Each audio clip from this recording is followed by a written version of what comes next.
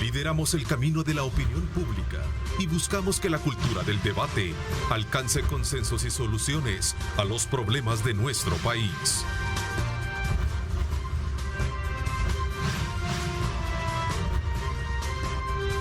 Diálogo con Ernesto López.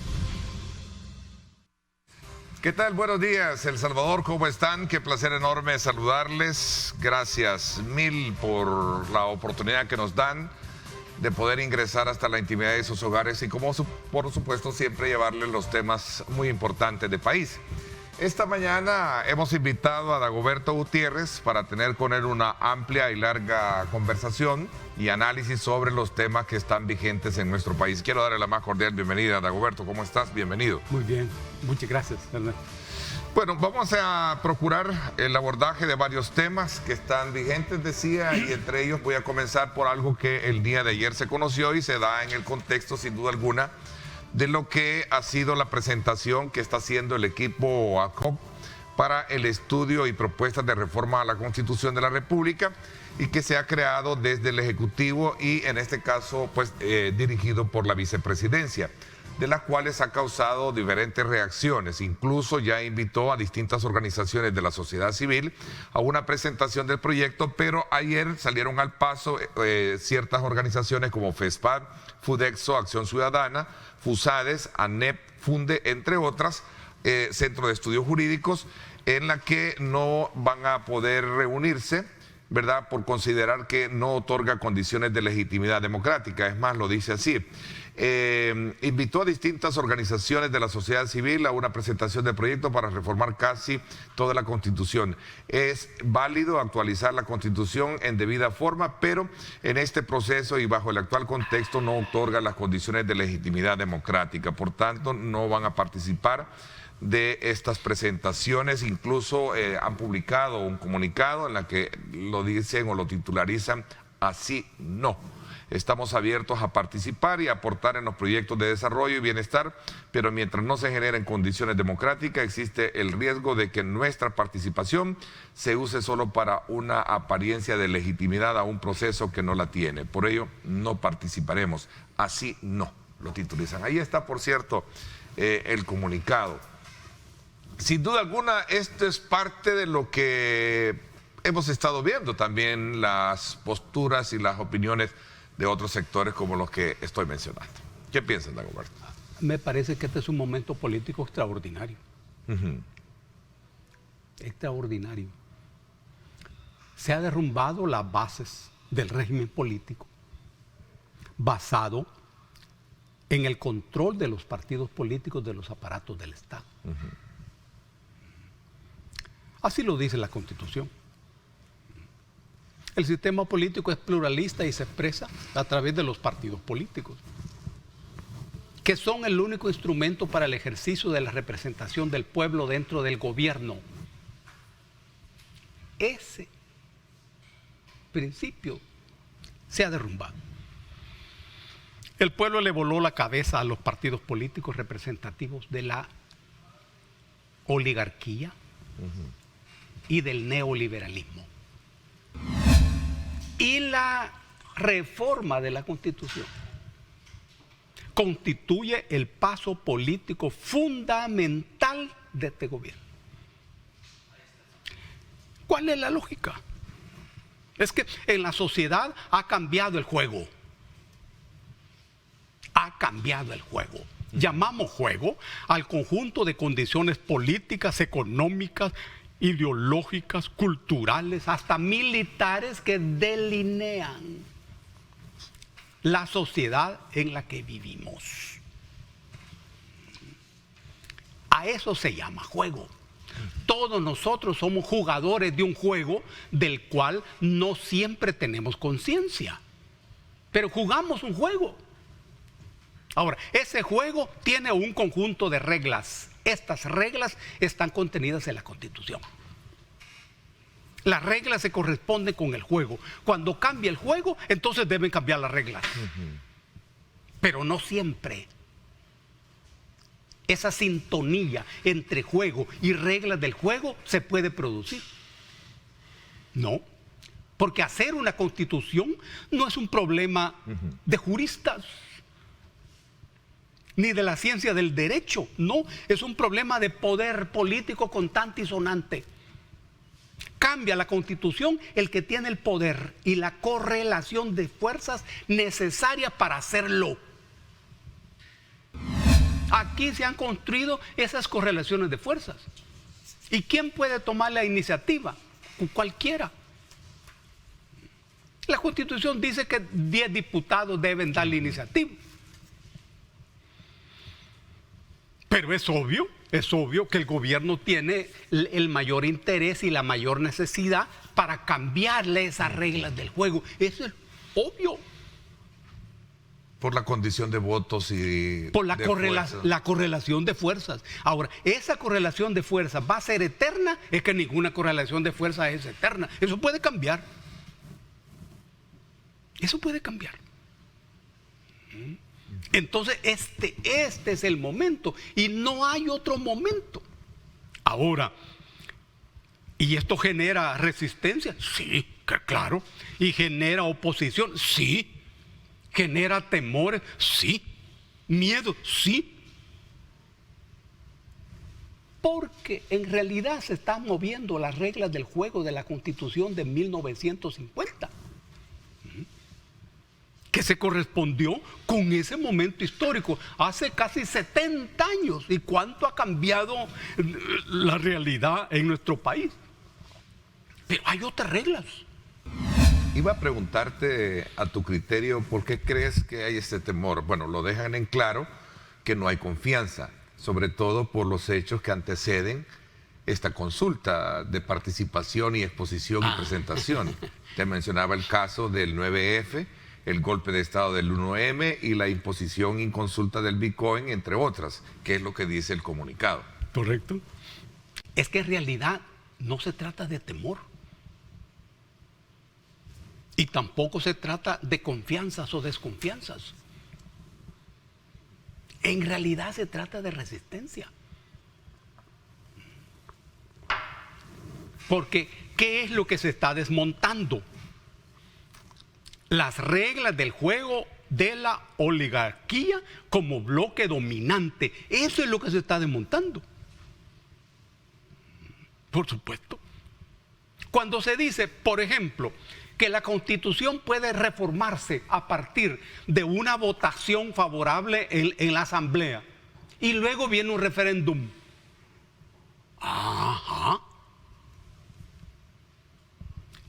A alguien eso le puede parecer sencillo y que se trata de una facilidad para reformar la Constitución. No, al contrario. Este es una regla en donde el peso de la decisión de la reforma de la Constitución se saca del control de los partidos. El tema no sigue siendo manejado intramuros, no. Es el pueblo el que va a decidir si se cambia o no se cambia la Constitución. Es otra regla. Aquí tienen iniciativa de ley los diputados, la Corte Suprema, los alcaldes, hasta el Parlacen. Pero la gente no. Y por todos lados se dice que el soberano es el pueblo. Sí, pero ese soberano no tiene iniciativa de ley. Muy bien, hoy tiene iniciativa de ley. En las ciencias políticas se estudia mucho el tema de los momentos políticos cuentan y son importantes. Eso es lo que está pasando en el país. Que claro, es que hay una coyuntura que no será eterna. Coyunturas no son eternas. Comenzaste con eso. Sí, por eso se llama coyuntura. Es un momento, un espacio en donde se concentran las contradicciones.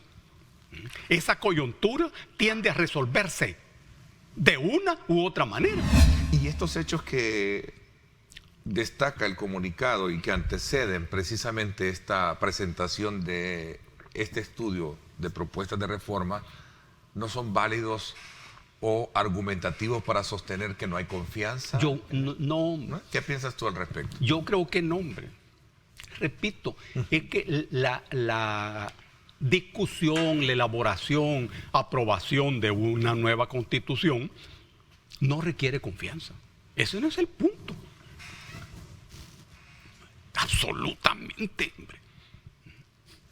Eso no es un requisito ni un presupuesto. El punto aquí es que las actuales reglas del juego convienen a los sectores que se están resistiendo al cambio de reglas del juego. Pero los sectores que se resisten al cambio de reglas del juego no tienen el control de los aparatos del Estado. Ese es el gran punto. Y el conjunto de reglas del juego fundamentales debe tener condiciones para abrirse tanto en la sociedad humana de nosotros como en la sociedad política. Esas transformaciones que hay en la Constitución cambian la sociedad humana, la sociedad civil y la sociedad política. Claro. Ahora, esas transformaciones, que son transformaciones, no son cambios, no, son transformaciones y algunas mutaciones, es lógico que no convengan a determinados sectores que estaban bien así como está la cosa en la Constitución. ¿Qué privilegios estarán de alguna manera tocando en esto? Uno, se está permitiendo que el pueblo tenga acceso al ejercicio del poder. ¿A través del referéndum? El plebiscito. Plebiscito. La iniciativa. Y la iniciativa. El papel del pueblo en el proceso de reformas. 2, se está desmontando el papel de los partidos políticos, que es la base del régimen, que son las piezas que la oligarquía controla muy bien. Muy bien. Se está organizando de manera diferente el aparato del Estado. Por ejemplo, en la Corte Suprema de Justicia se organiza por un lado la actividad administrativa y luego la actividad jurisdiccional, como debe ser y como se ha venido hablando por décadas. Por ejemplo, en el inciso 2 del artículo primero se dice, artículo número 1, se dice, el Estado reconoce a la persona desde el instante de la concepción. Un texto muy elegante. Es el texto que penaliza el aborto. Pero las leyes son así. Ahora hay otro texto. Se conserva ese texto. No hay problema. Pero se dice, se reconoce el derecho del no nacido y de la lactante. Es decir, hay un equilibrio entre el no nacido y la madre. Si hubiera colisión de intereses, la ley resolverá eso. Hasta ahí. Se habla del tribunal, de un tribunal constitucional paralelo a lo que sería una sala de lo constitucional, por ejemplo. Bueno, el Tribunal Constitucional sustituye a la Sala de lo Constitucional. Y entra en juego cuando ambas, Ejecutivo o los órganos de Estado, están o no pueden resolver. Asume las funciones de la Sala de lo Constitucional. Un Tribunal Constitucional. ¿Electo por quién? Ahí está la duda. La Asamblea Legislativa. Y yo creo que esa es parte de la, digamos, preocupación que expresan los sectores. Ahí está en las reformas. Se crea además la sala electoral, la sala social. Además de la civil, penal, contencioso, electoral, social. ¿Diste tus aportes en este documento tú? No. ¿Estuviste con la comisión? No.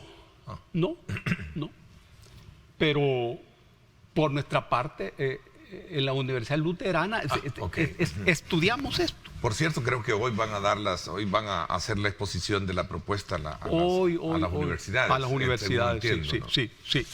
Pero ¿qué pasa con aquel que piensa que a lo mejor si es un presidente, no hablo del caso de ahora, lo quiero acotar, y estamos despejando todas las dudas. ¿Qué pasa si un gobierno está haciendo malas cosas? Y tenés que esperar 6 años. Veamos el otro lado de la moneda. Esa es la discusión. Qué importante es, hombre. Es que hay un mandato revocatorio. Sí, lo plantea. Claro. Para que el pueblo le vuele la cabeza. Son las formas de consulta que hay. Plebiscito, referéndum y mandato revocatorio. Claro, para determinados sectores esto es una ofensa, porque el pueblo para estos sectores es un monstruo de 1000 cabezas. Y de repente al pueblo se le da ese poder revocatorio. Y pues, claro, y uno entiende a estos sectores, por supuesto.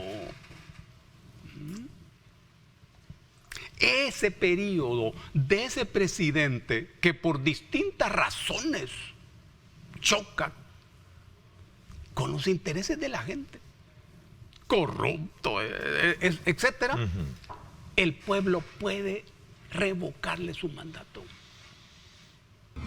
Así no, que es la titularidad del comunicado. Sí, ya lo vi. Y al final terminan diciendo que antes de reformar la Constitución deben de existir condiciones democráticas. La jurisprudencia constitucional ya estableció que el tiempo de espera para la reelección presidencial no puede reducirse de 2 o un periodo después de terminar el primer periodo para ejercer la presidencia. El gobierno pretende modificar esa cláusula pétrea, que es... Las constituciones se reforman, se cambian, normalmente en medio de huracanes políticos y en medio de huracanes sociales. Las constituciones no se reforman en los laboratorios, no, nunca, hombre, nunca. Te reforman en medio de crisis, porque las antiguas reglas deben ser sustituidas por otras reglas. Y luego estas nuevas reglas deberán ser sustituidas por otras. Entonces esto es para bien a tu criterio. Necesario. Y a mí me gusta mucho el papel que el pueblo tiene en todo eso. Eso en las actuales circunstancias es suficientemente esperanzador. Es normal el miedo, que a eso quería llegar. Y el miedo ante el cambio es normal, hombre. ¿Qué es el miedo? En el miedo hay un proceso que arranca con el estrés. El estrés es la presión del mundo exterior.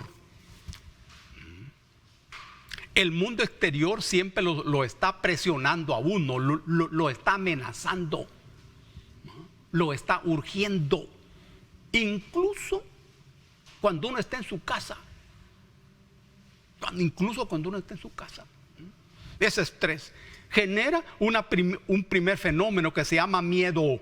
El miedo. El miedo es saludable.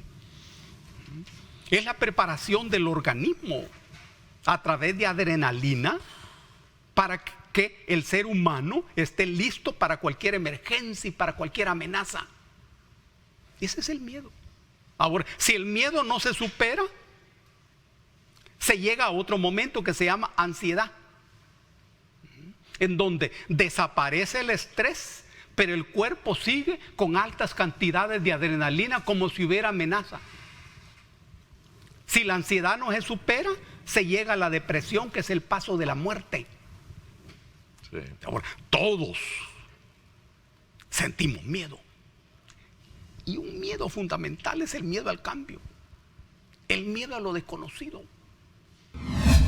En la historia los comerciantes han jugado un papel renovador muy fuerte. En Grecia, por ejemplo, era una ofensa para cualquier persona dedicarse a los negocios,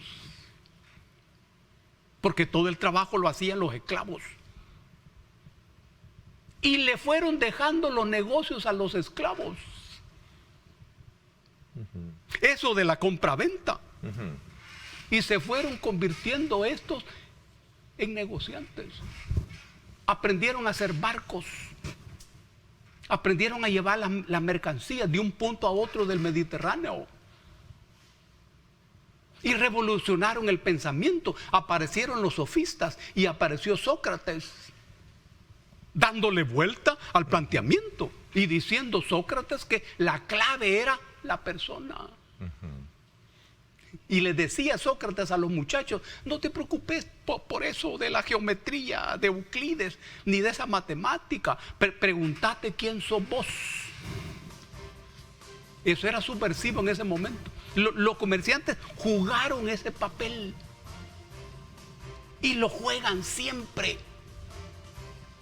Siempre en lucha contra las oligarquías terratenientes. Aquí ese bloque burgués es muy débil. ¿Hay oposición política, Dagoberto? Sí. ¿Sí?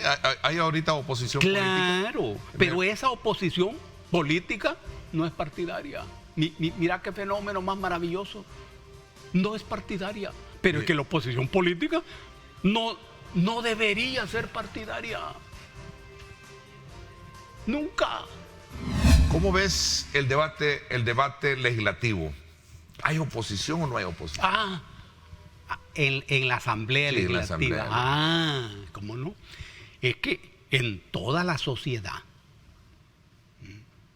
se ha construido una fuerte oposición política, como debe ser. Como debe ser. En esa oposición no juegan los partidos políticos, porque los partidos políticos han desaparecido. Además, la oposición de los partidos es parte del juego. Porque en todo caso, los partidos han de ser leales a ese juego. Porque ellos son parte del Estado, del aparato del Estado. Por eso es que el Estado les paga por su trabajo en las elecciones. Les da dinero por cada voto que saquen. Es decir, los ciudadanos, además de votar por un partido, le pagamos por el voto. Pero ahora hay en la sociedad una oposición política. ¿Qué piensas de la captura de tus ex compañeros de partido? Violeta, Erlinda. Claro, ahí hay dos aspectos.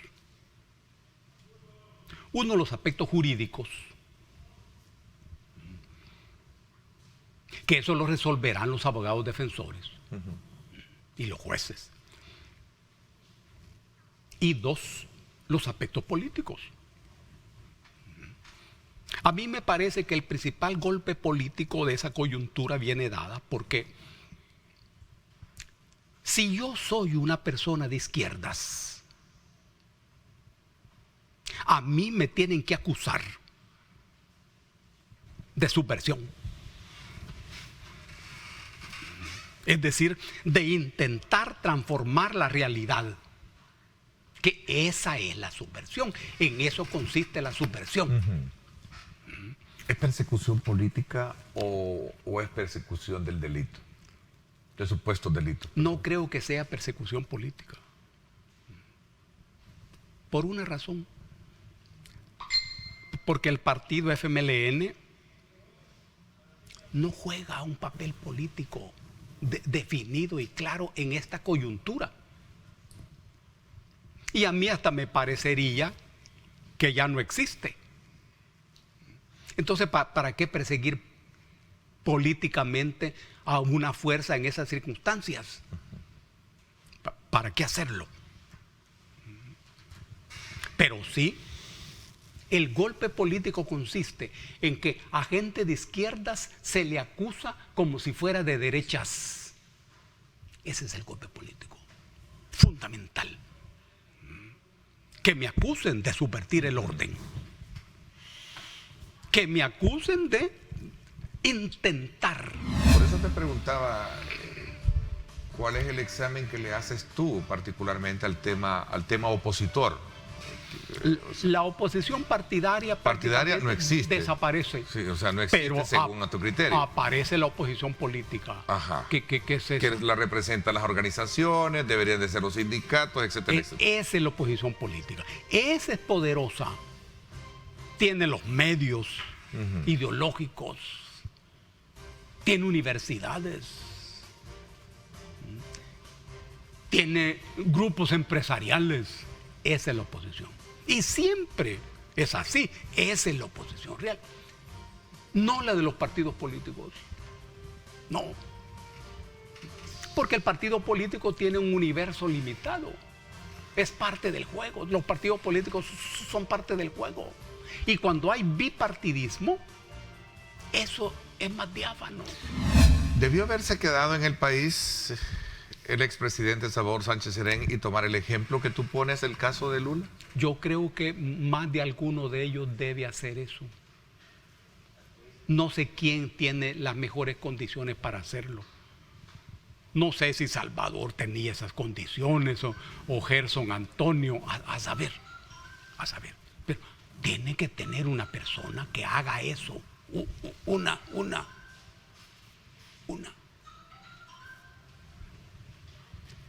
Que enfrente y que afronte. Y que demuestre su inocencia. No me están acusando de ser comunista, no me están acusando de alterar el orden. Esa es una gigantesca desventaja. Don Dago, ¿todavía hay o ya se quitó la corrupción en el país? No, qué maravilloso eso, qué maravilloso eso. No, hombre. Pero conviene que nos pongamos de acuerdo en una cosa. Normalmente la figura de la corrupción desarrolla la relación de la persona con la cosa. Eso es lo que aparece en el artículo 240 de la Constitución, referido al enriquecimiento ilícito. Es el funcionario que se apropia de una cosa y aumenta su patrimonio de una manera ilícita e injusta. Ese es el enriquecimiento ilícito. Pero ocurre, compañero, vos que estás opinando sobre esto, que la corrupción entabla la relación con el poder. La Constitución dice, los funcionarios son delegados del pueblo. ¿Y qué significa la figura delegado? El delegado es aquel que ejerce un poder que no le pertenece. Esta es la esencia del problema. El delegado ejerce un poder que no le pertenece. Eso ocurre con el funcionario, con todos los funcionarios. Ahora, ¿y a quién pertenece el poder? A la gente. ¿Cuándo aparece la corrupción? Cuando ese funcionario usa el poder como propio. Entonces vos decís, y en El Salvador hay corrupción todavía. Por supuesto, yo creo que la habrá siempre. El tema es cómo se combate. La corrupción es que normalmente se combate al corrupto, pero no a la corrupción. No, porque te das cuenta que si definimos así la corrupción, este es un tema estructural. Y esto de la prescriptibilidad de casos, esto de las comisiones, ¿cómo lo estás viendo tú? Es muy están integrando las comisiones legislativas, por ejemplo. Bueno, la prescripción de los casos, veamos lo primero. Allí la historia iba avanzando. Bajo los gobiernos militares aparece esta figura del enriquecimiento ilícito. Y entonces se perseguían los casos hasta el momento en que el funcionario estaba en el cargo. Después se perseguían los casos 2 años después. Luego apareció 10 años después. Hoy en el paquete de reformas, 15 años después. Esa es la propuesta que viene en ese punto. 15 años después. Si vos me preguntas a mí, yo digo, debe ser imprescriptible. Te decía del tema de las comisiones, particularmente la relacionada con el tema de sobresueldos. Ajá. ¿Qué piensas? ¿Cuál es tu valoración y cuál es la, digamos, lectura que tienen de todos los exfuncionarios que han participado, del expresidente Saca hasta la fecha? Esa es una comisión de investigación. Y no es un tribunal. No. Los funcionarios que están asistiendo tienen la obligación de asistir. Si no lo hacen, la Constitución incluso usa la figura del apremio. No tiene impacto legal, no altera el curso de eventuales juicios que se estén llevando en los tribunales, pero la Asamblea puede enviar material a la Fiscalía General de la República. Hasta allí. Hasta allí. La Constitución no dice que el fiscal debe hacer con eso. No. Bien, bien. Es una comisión que investiga. Y han llegado diferentes tipos de personas. Casi todos han sido funcionarios, entiendo yo, de diferentes momentos y diferentes niveles. Algunos con abundante experiencia, otros con abundante información. Y me parece que para los diputados esta es una importante escuela política. El ejercicio que están haciendo los diputados es como el ejercicio que hacen los entrevistadores en la televisión o en las radios o en los diarios, en donde la clave es siempre la pregunta que el periodista hace. La clave no es la respuesta que da el entrevistado, sino la pregunta. Porque esa es la que genera X respuesta o varias respuestas. La pregunta que le entiende el que está mirando y le entiende el entrevistado. En ocasiones uno se queda con la boca abierta, no a partir de la respuesta, sino a partir de la pregunta. Es cierto, esa pregunta.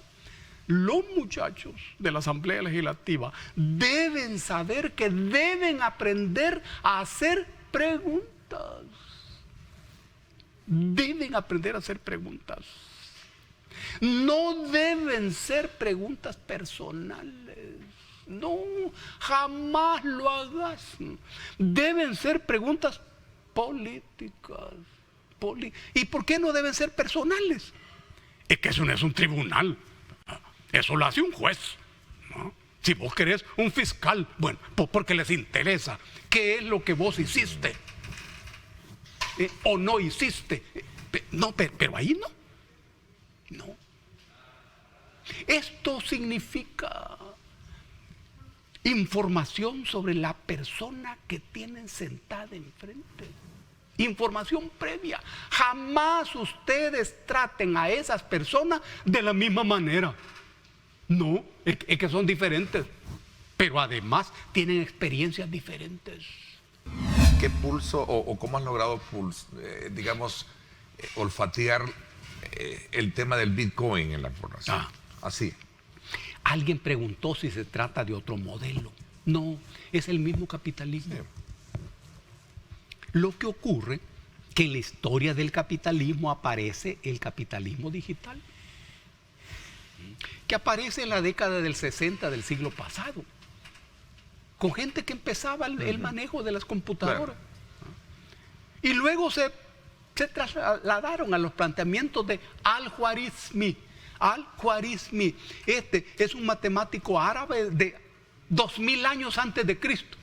El manejo de la palabra Al-Khwarizmi es lo que construye hoy el algoritmo. El algoritmo. Eso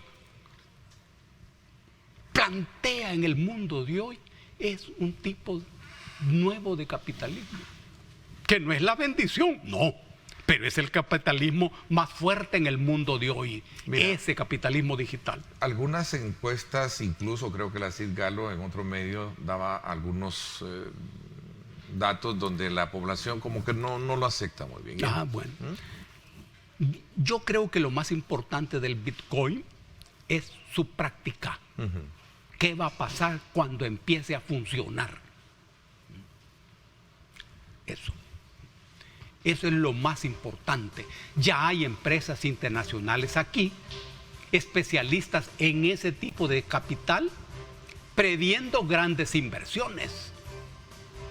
Grandes inversiones de capital. Okay. Te agradezco muchísimo que siempre tengas la disponibilidad, Dagoberto, de venir al programa y dar el abordaje de los temas que hemos tenido esta mañana acá para el país. Exactamente. Muchas gracias. Te agradezco muchísimo. Está bien. Siempre. No. Gracias. Por mi parte, esto es todo por hoy. Pásenla bien y como siempre recuerden lo más importante, amar a Dios sobre todas las cosas. Lideramos el camino de la opinión pública y buscamos que la cultura del debate alcance consensos y soluciones a los problemas de nuestro país.